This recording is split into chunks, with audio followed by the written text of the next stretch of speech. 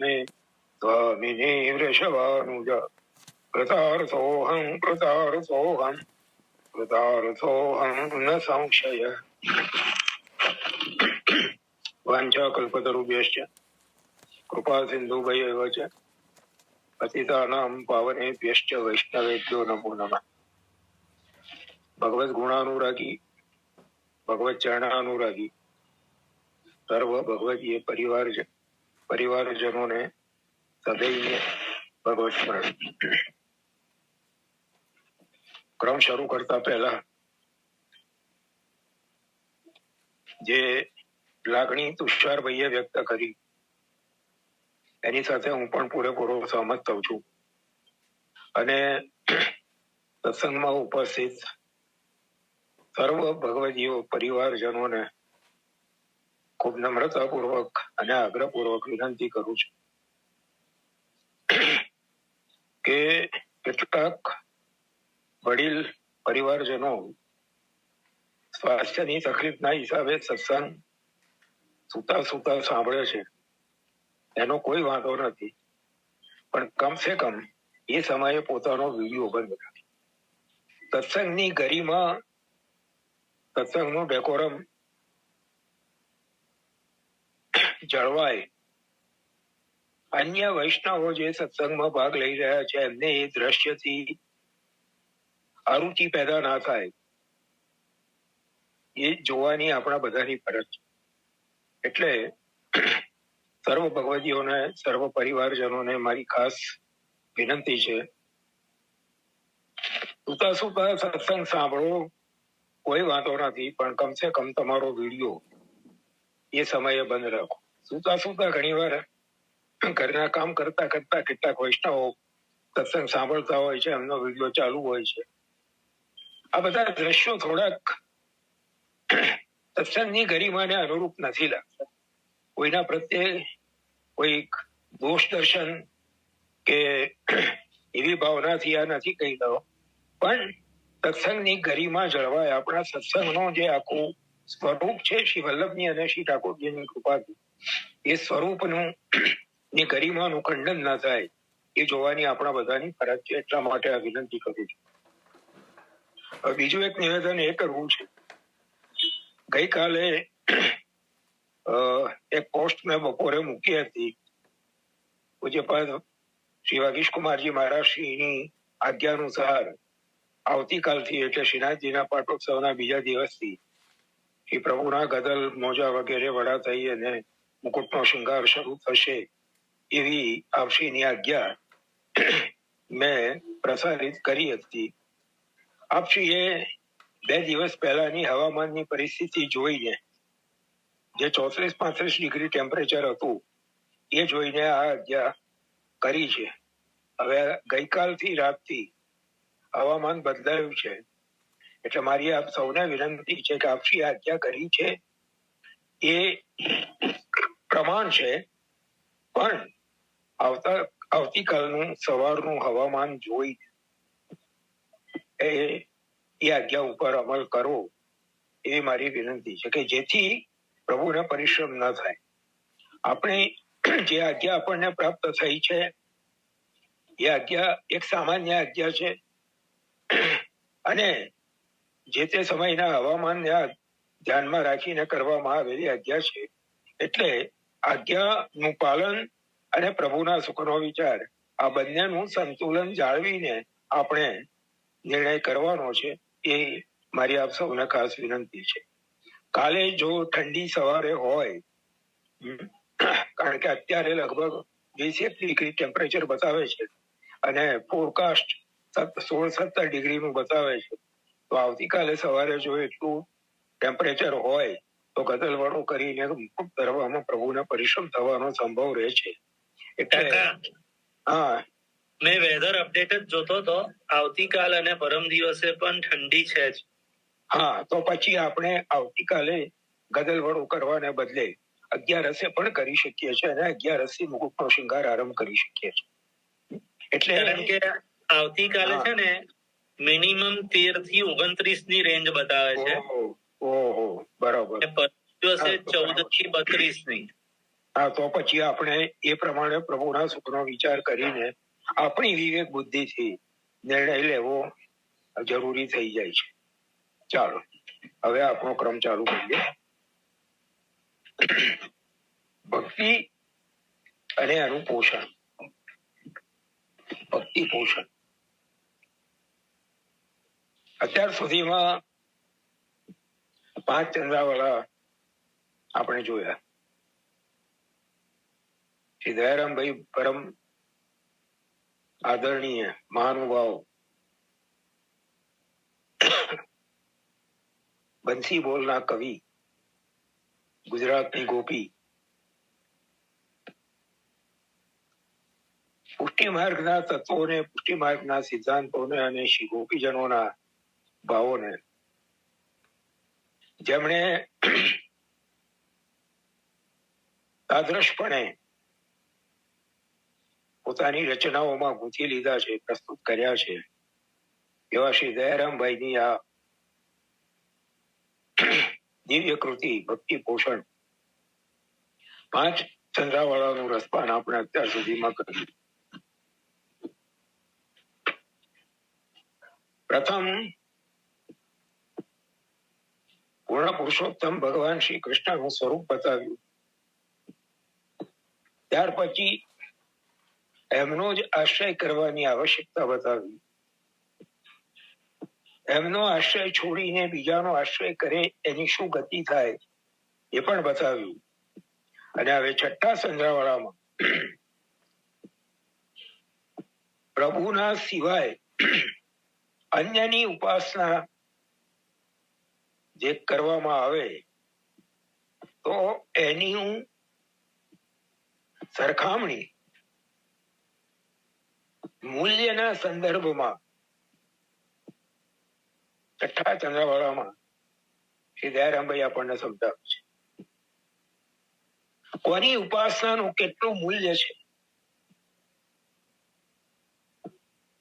એ બતાવીને આપણને સમજાવે છે કે સૌથી વધારે અમૂલ્ય જેની ઉપાસના છે એની ઉપાસના શા માટે ના ઉપાસના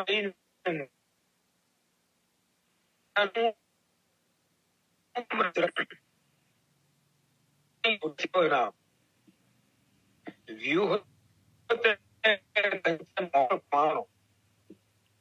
કંચન મોહર વ્યૂહ હરિહીરો એમ અંશ અંશી સમજીને રહો. સર્વે દ્રવ્ય હીરાથી થાય એ નવ થાય એ કૃષ્ણ.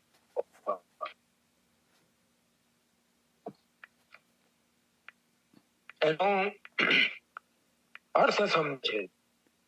મલિન ઉપાસના એનું મૂલ્ય છે કોડી.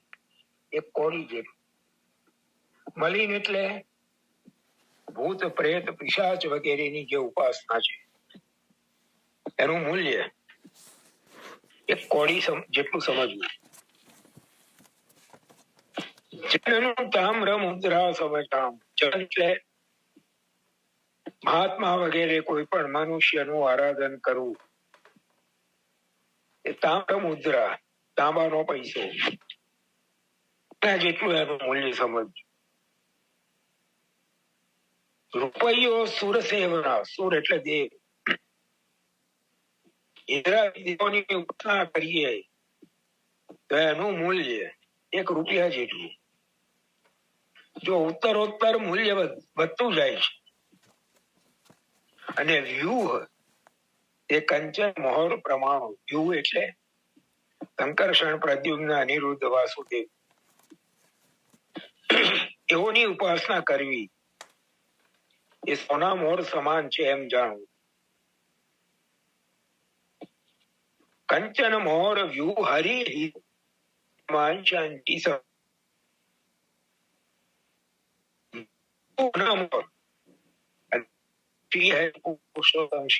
ચંદ્ર એમની ઉપાસના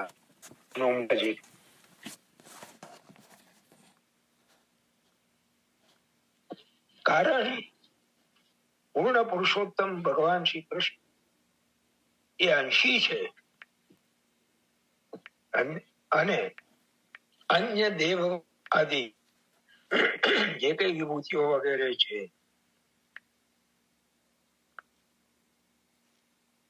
આપે છે તે ચાંશ કલા પુંસ કૃષ્ણસ્તુ ભગવાન સ્વયં. બીજા સ્કંદમાં ભગવાનના બધા જ અવતારોની જાણકારી આપી અને પછી કહેવામાં આવ્યું કે આ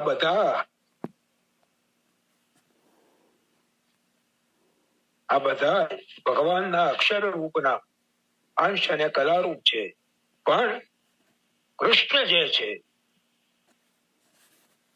એ સ્વયં ભગવાન છે.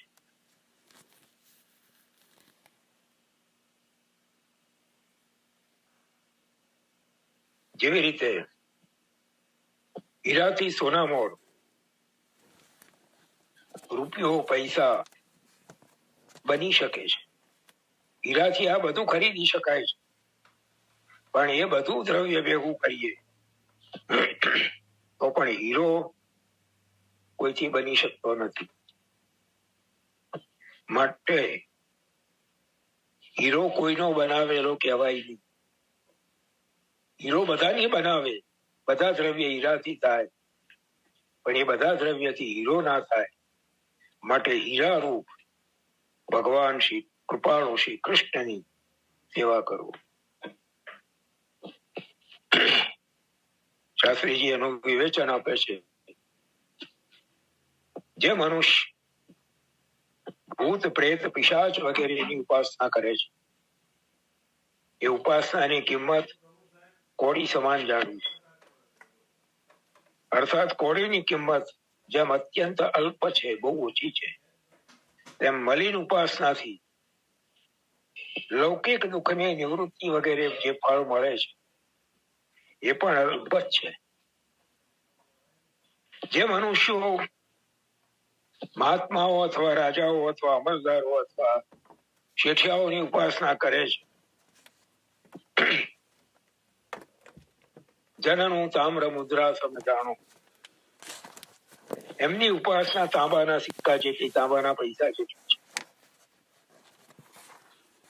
અર્થાત કોડીથી પૈસો થોડો વધારે કિંમતી છે, એમ મલિન ઉપાસના કરતા મહાત્મા વગેરેની ઉપાસના કંઈક ચડતી છે, પરંતુ એ મહાત્મા વગેરેની ઉપાસનાથી પણ અક્ષર બ્રહ્મની પ્રાપ્તિ થવી દુર્લભ છે. તો ભજનાનંદની પ્રાપ્તિ તો થાય ક્યાંથી? મહાત્મા વગેરે કરતા ઇન્દ્ર વગેરે દેવોની ઉપાસના કરવી એ રૂપિયા બરાબર છે. એટલે એ ઉપાસના મહાત્મા વગેરેની ઉપાસના કરતા કંઈક વધારે સુખ આપી શકે છે, પરંતુ દેવોની ઉપાસનાથી મળતા આનંદની ગણતરી તૈત્તરીય ઉપનિષદમાં આપવામાં આવી છે, જેથી તેઓ પૂર્ણાનંદ આપી શકતા નથી. શ્રી મહાપ્રભુજીએ કહ્યું છે, કૃષ્ણાશ્રયમાં આપણે રોજ પાઠ કરીએ છીએ, પ્રાકૃતા સકલા દેવા, દેવો પણ પ્રકૃતિને વશ છે, એટલે એમની પાસે જે કઈ છે એ પણ એ પૂરેપૂરું આપી શકતા નથી. ફક્ત સ્વર્ગ વગેરે ફળ આપે છે, અને એ પણ નાશવાન છે. ક્ષીણે પુણ્ય મર્ત્ય લોકમ વિશન, પુણ્ય પૂરું થાય એટલે પાછા સ્વર્ગમાંથી પૃથ્વી પર આવવું પડે. જેઓ વ્યુહની ઉપાસના કરે છે એ સોના મોર સમાન, દેવતાઓ કરતા ઉત્તમ છે. આ વ્યુહ એ શ્રી હરિની આજ્ઞામાં રહી પૃથ્વી પર પ્રગટ થઈ અનેક કાર્યો કરે છે, પરંતુ એમની ઉપાસનાથી પણ સંપૂર્ણ આનંદની પ્રાપ્તિ થઈ શકતી નથી. માટે શ્રી હરિની ઉપાસના હીરાસમ છે. અર્થાત જેમ હીરામાંથી સોના મોર કોડી વગેરે બની શકે,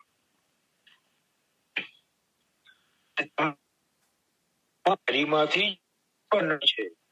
અહમ સર્વસ્ય જગત પ્રલયસ્તથા, એવું શ્રી ગીતામાં પ્રભુ સ્વમુખે આજ્ઞા કરે છે.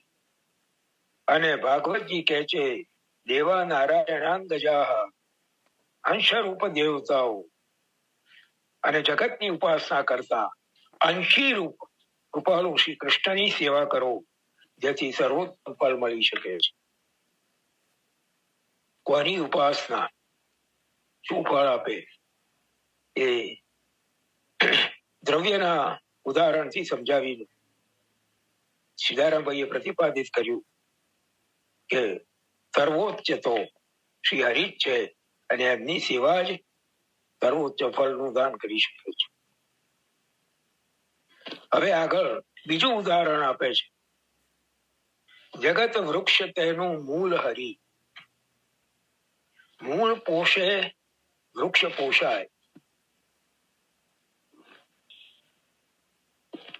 પ્રતિ શાખા જલ સિંચીએ, તેથી તરુવર તૃપ્તિ ના થાય. તૃપ્ત થાય વૃથા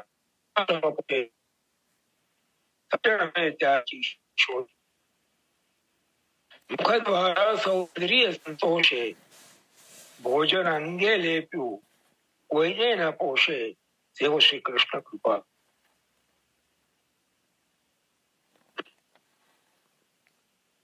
જગત વૃક્ષ તેનું મૂળ હરિ. 15મા અધ્યાયના શ્રી ગીતાજીના 15મા અધ્યાયના પહેલા શ્લોકમાં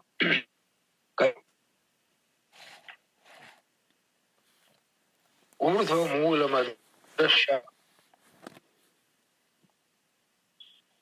મૂળ ઉપર છે, જગત કરતા ઉલટું છે.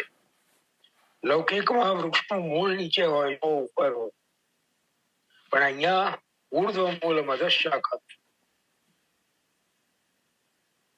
રાહુરવ્યયમ, એટલે જે જગતનું મૂળ છે ભગવાન એ ઉપર છે, અને પ્રગટ થયેલું જગતની ભાવ એ નીચે તરફ પસરેલી છે. એટલે અહીંયા પણ કહ્યું જગત રૂપી ઝાડ છે, એ ઝાડનું મૂળ કૃષ્ણ ભગવાન છે. મૂળનું પોષણ કરવાથી ઝાડનું પોષણ થાય, પણ દરેક ડાળીમાં પાણી રેડીએ તો એનાથી ઝાડને તૃપ્તિ ના થઈ શકે. તૃપ્તિ થાય નહીં અને મહેનત નકામી જાય. જયારે આપણને ભાન થાય, જ્ઞાન આવે, ત્યારે આ ભૂલ કરેલી સમજાય અને પછી આનો પશ્ચાતાપ થાય. ત્યારે પહેલેથી જો મૂળમાં પાણી રેડ્યું હોત તો આ વૃક્ષ સુકાઈ ના જાત. જેમ અને બીજું ઉદાહરણ આપ્યું, મુખ દ્વારા સૌ ઇન્દ્રિય સંતોષ. મુખ દ્વારા ભોજન કરીએ તો એના દ્વારા બધી ઇન્દ્રિયોને પોષણ મળે, પણ એ ભોજન આખા શરીરે ચોપડવાથી કોઈ પણ ઇન્દ્રિયને સંતોષ ના થાય. એમ સર્વ જગતના મૂળ રૂપ શ્રી હરિ હોવાથી કૃપાળુ શ્રી કૃષ્ણની સેવા કરો. શાસ્ત્રના આધારે આ સમજાવવાની જે વિષય વસ્તુ છે એને સમજાવી રહ્યા છે શાસ્ત્રીજી. શ્રીમદ ભાગવત 4થો સ્કંદ અધ્યાય 14મા શ્લોકમાં કહ્યું છે, યથા તરોર મૂળ નિષેચનેન તૃપ્યંતિ તત્સ્કંદ ભુજોપશાખા, પ્રાણોપહારાચ યથેન્દ્રિયાણામ તથૈવ સર્વાહરણ મચ્યુતેજ્યા. જેમ ઝાડના મૂળને પાણી પાવાથી ઝાડના થડ ડાળીઓ વગેરે તૃપ્ત થાય છે, અને જેમ મુખને ભોજન કરાવ્યાથી, મુખ દ્વારા પ્રાણને ભોજન કરાવ્યાથી તમામ ઇન્દ્રિયોને તૃપ્તિ મળે છે, એવી જ રીતે સર્વ જગતના મૂળ રૂપ શ્રી કૃષ્ણની સેવા કરવાથી તમામ દેવોનું યજન, તમામ દેવોની ઉપાસના, તમામ દેવોની પૂજન વગેરે થઈ જાય છે. આ શ્લોકનો આશય લઈને કવિએ ઉપરોક્ત 7મી કડી બનાવી છે. ભગવાન શ્રી કૃષ્ણ ગીતાજીમાં સ્વયં આજ્ઞા કરે છે કે આ સર્વ જગતની ઉત્પત્તિકારક હું છું. જેથી જગતનું મૂળ શ્રી હરિ છે. અને શ્રીમદ ભાગવત દ્વિતીય સ્કંદમાં આજ્ઞા કરે છે કે દેવો શ્રી નારાયણના અંગમાંથી ઉત્પન્ન થયેલા છે. જેથી એ દેવતાઓ થડ અને ડાળી રૂપ છે. માટે જેમ ઝાડના મૂળમાં પાણી રેડવા ઝાડ નવપલ્લવિત બની સુંદર ફળ આપે છે, પરંતુ જો મૂળમાં પીંડા રેડીએ અને ડાળીઓ પાંદડા ઉપર રેડીએ તો એ વૃક્ષ સુકાઈ જાય, થતું નથી. અને વૃક્ષ સુકાઈ જાય ત્યારે પશ્ચાતાપ થાય કે મેં મૂળમાં જો પાણીનું સિંચન કર્યું હોત તો સારું થાત, પણ એ શોક એ વખતે નકામો છે. કવિશ્રી અન્ય દ્રષ્ટાંતથી સમજાવે છે કે જેમ ભોજન પ્રાણને આપવાથી એ ઉદરમાં જાય છે, એનું લોહી બને છે, અને તેથી તમામ ઇન્દ્રિયોને પોષણ મળીને સર્વ અંગો સામર્થ્યવાન બને છે. પણ એ જ ભોજન જો શરીરે ચોપડીએ તો તેથી કોઈ પણ ઇન્દ્રિયને સંતોષ થતો નથી. એમ જો ભગવત પ્રાપ્તિ રૂપી ભજનાનંદને સુખ મેળવવું હોય તો ડાળીઓ રૂપ અન્ય દેવોની ઉપાસના છોડીને મૂળ રૂપ કૃપાળુ શ્રી કૃષ્ણની સેવા કરો. શ્રી કૃષ્ણની સેવા શા માટે કરવી? અન્ય દેવોમાં અને શ્રી કૃષ્ણમાં શું અંતર છે? હવે બીજી રીતે 8મા ચંદ્રવાળામાં સમજાવે છે.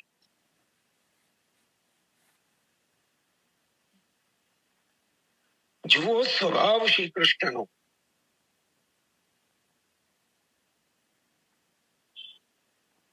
જનના અવગુણને પણ ગુણ જાણે. જ્યારે અવળું પડે અન્ય દેવને સામું દુઃખ દે શત્રુ પ્રમાણ. પ્રમાણ નહીં ફળ દે તો એ જાય, હરિનું આપ્યું કદી નાશ ન થાય. અમર અલ્પવર અધિક પ્રયત્ન, પ્રભુ કોળી સાટે દે રત્ન, સેવો શ્રી કૃષ્ણ કૃપા.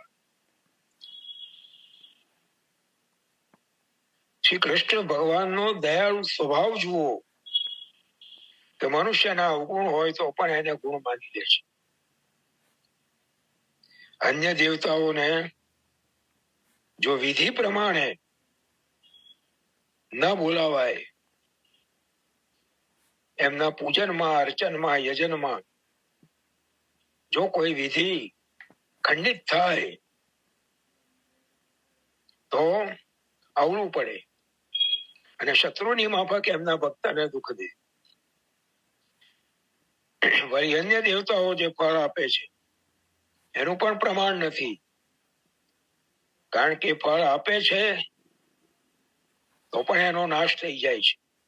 કારણ કે દેવો પોતે પ્રકૃતિને વશ છે અને પ્રકૃતિથી સંબંધિત કોઈ પણ પદાર્થ નાશવંત છે. માટે દેવોનું આપેલું ફળ પણ નાશવંત હોય છે, પરંતુ શ્રી હરિનું આપેલું કદાપી નાશ પામતું નથી. કારણ કે પ્રભુ પોતે અનંત છે, અનાદિ છે.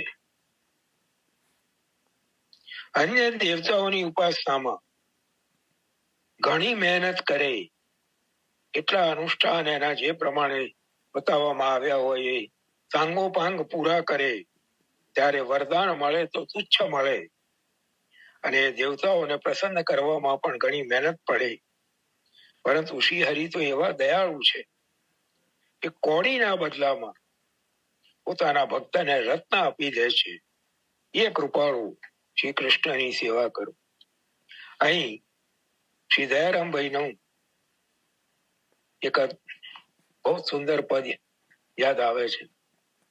સૌથી સમર્થ રાધાવરનો આષ્ટી, જેના જનને દુભવી શકે નવ કોઈ.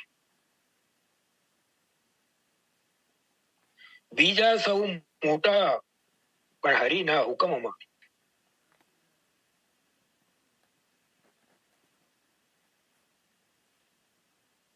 સૌથી સરસ એમાં પ્રભુનો દયાળુ સ્વભાવ એમણે સમજાવ્યો એક કડીમાં. શ્રીજી જનના અવગુણને પણ ગુણ ગણે અને સહજ કરે શરણાગત આપ સમાન.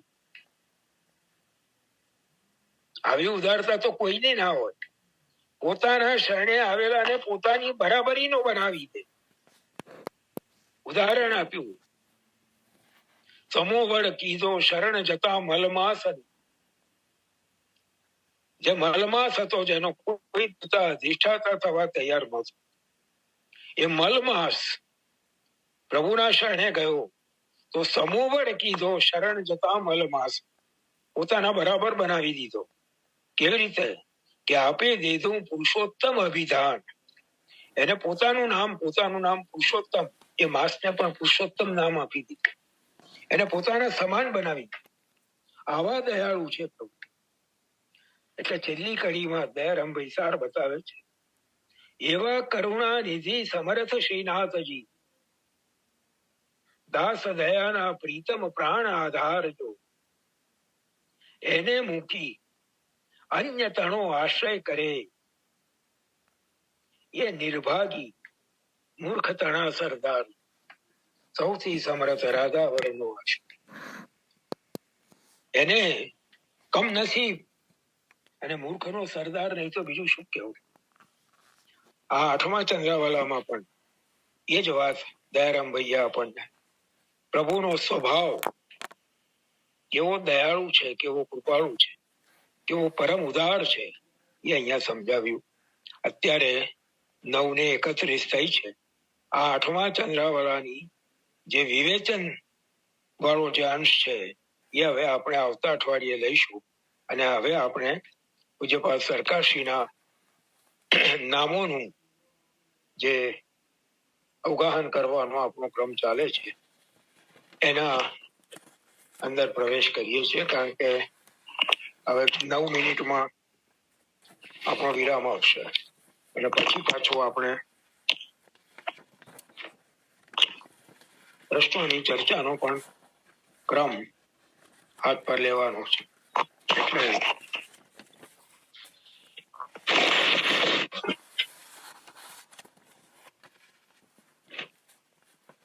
ગયા અઠવાડિયે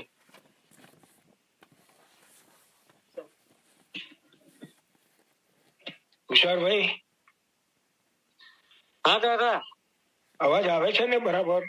બિલકુલ સરસ, બિલકુલ બિલકુલ. ઓકે, ભલે તો બરાબર. ગયા અઠવાડિયે આપણે 20મા નામ સુધી રસપાન કર્યું હતું. મંત્ર દ્રષ્ટે નમઃ, ઋષય મંત્ર દ્રષ્ટારઃ. જે શાસ્ત્ર એ ઋષિઓનું સ્વરૂપ બતાવ્યું છે કે એમને મંત્રનું દર્શન થાય છે અને એ દર્શન જે થાય છે એ મંત્રને ઋષિઓ પ્રગટ કરે છે. એવી જ રીતે આપશી પણ સમાધિમાં મંત્રના દર્શન કરીને એને આપણા હિતાર્થે પ્રગટ કરનારા છે. એને ઉદાહરણ સાથે આપણે ગયા અઠવાડિયે સમજવાનો પ્રયત્ન કર્યો હતો. આજે 21મું નામ જોઈએ, શ્રી સર્વજ્ઞાય નમઃ. કયા અર્થમાં સર્વજ્ઞ? સર્વજ્ઞ,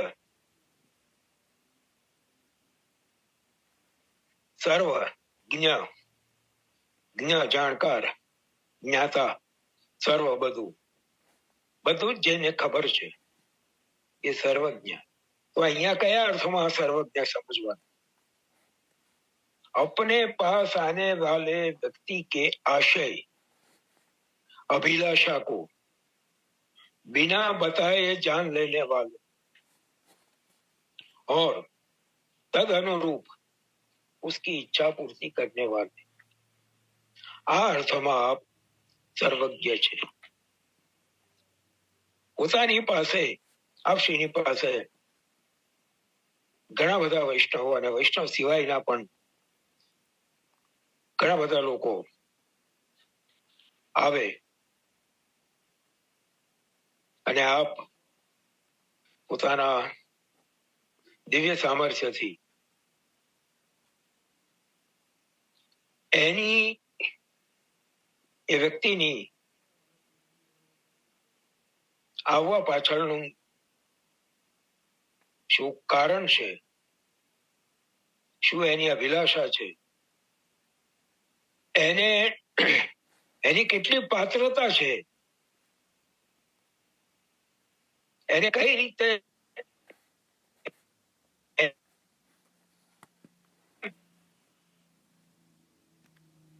આ પોતાની પાસે આવનાર વ્યક્તિનું એવું સુંદર સમાધાન કર્યું.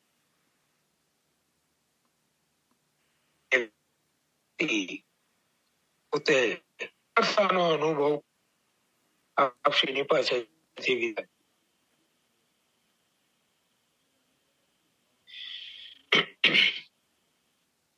પ્રસંગ યાદ આવે છે. કોઈ બેન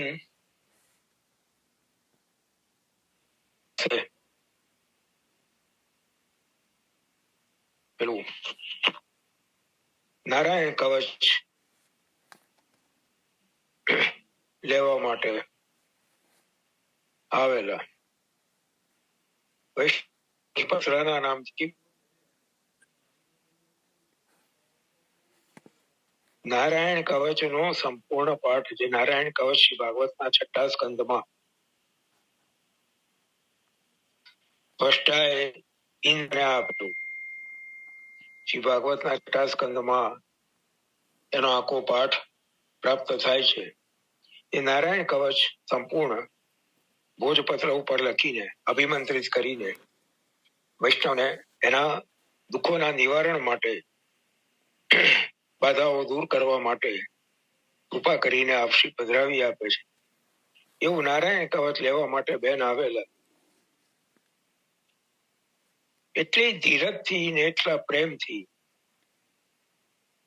એ નારાયણ કવચનું કઈ રીતે સન્માન કરવું, એ નારાયણ કવચ શ્રેષ્ઠ ફળ આપે એટલા માટે એનું કઈ રીતે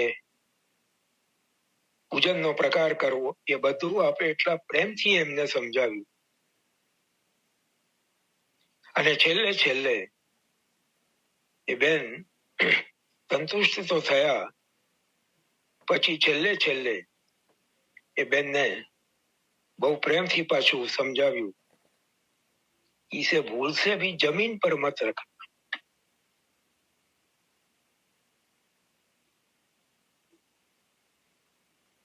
એ બેન ઈશારામાં ના સમજાય, જમીન પર મત રખના એવું કીધું, એનો અર્થ જ સમજી લેવાનો હોય કે નહીં રાખવાનું. જયારે આજ્ઞા થઈ ગઈ તો એ બેન પણ ઈશારામાં ના સમજાય, એટલે એમણે પૂછ્યું કે જમીન પર રાખીએ તો શું થાય? મને થયું કે હમણાં આપશી પોતાના પુણ્ય પ્રકોપથી એ બેનને કઈક ઠપકો આપશે, પણ એટલા જ પ્રેમથી હસતા હસતા પાછી આજ્ઞા કરી. સતીશ કાકા, હા બોલો ભાઈ. 2 મિનિટ થઈ છે. હા, અને લિંક આપણે મૂકી દીધી છે બીજી. હા, મૂકી દીધી છે. એટલે એ જ લિંક થી આપણે ફરી જોડાવાનું છે. 1 મિનિટનો જ ગેપ આવશે. तो हंसता हंसता बहन ने आज्ञा करी कि जमीन पर रखोगे तो उसका प्रभाव नष्ट हो जाएगा, इसलिए कह रहा हूं कि उसको जमीन पर मत रखना. आटला प्रेम थी એ બેનને એમણે સમજાવીને વિદાય કર્યા. નહીં તો એટલે એના પરથી સમજાય છે કે પાસે પોતાની સામે આવનાર વ્યક્તિની શું ઈચ્છા છે, એની શું પાત્રતા છે, એને કેટલું આપવા જેવું છે, અને કઈ રીતે એનું સહન કરવા જેવું છે, આ બધું દિવ્ય સામર્થ્યથી જાણીને એ જીવને આપ પોતાની પાસેથી વિદાય કરતા એ આપશીનું આ એક સ્વરૂપનું બહુ જ વિલક્ષણ પાસું છે. ત્યાર પછી 21મું નામ, 22મું નામ श्री भक्तार्थी निवारण तत्पराय नमः. अपने भक्तों के दुख विपत्ति का नाश करने में सदैव तत्पर. आपण ઘણા પ્રસંગો અનુભવ્યા છે. પોતે પોતાના શિયંગ ઉપર ઘણા બધા કષ્ટો સહન કર્યા. પોતાના અલૌકિક સામર્થ્યથી ધારે તો એ કષ્ટોને પલવારમાં દૂર કરી શકે, પરંતુ એને ભગવદ ઈચ્છા માનીને પોતે સ્વીકારી લીધા, હસતા મુખે સ્વીકારી લીધા. પણ પોતાની પાસે આવનારા ભક્તોને કેવલ કરુણાથી, કેવલ કૃપાથી, કેવલ દયાથી પ્રેરાઈને એમના કષ્ટોમાંથી મુક્તિનું પ્રદાન કર્યું છે.